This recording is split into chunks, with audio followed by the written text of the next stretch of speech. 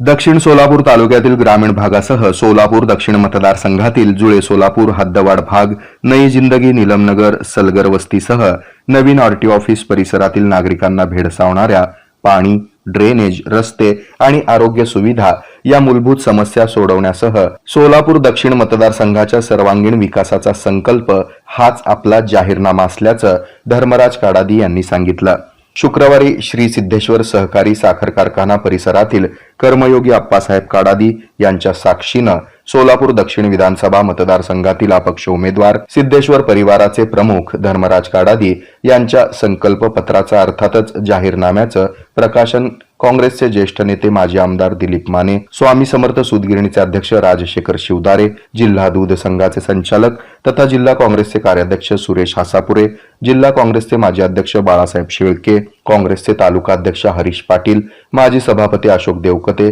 कारखान्याचे vice chairman Siddharam चाकोते, संचालक शिवानंद पाटील, राधाकृष्ण पाटील, शिवशरण दिंडोरे, लक्ष्मण झळकी, अनिल काळे, नागेश बिराजदार यांच्यासह इतर मान्यवरांच्या उपस्थितीत करण्यात आलं। यावेळी दक्षिण सोलापूरच्या ग्रामीण आणि शहरी भागाच्या सर्वांगीण विकासाच्या या संकल्पपत्रात रस्ते आणि वाहतूक विकास संकल्प, तालुक्यातील शेतकऱ्यांच्या आणि औद्योगिक उन्नतीचा संकल्प, वीज वितरणाचा संकल्प, शिक्षण विकास, ड्रेनेज लाईन, धार्मिक विकास आदी बाबींचा प्रामुख्याने समावेश केला आहे।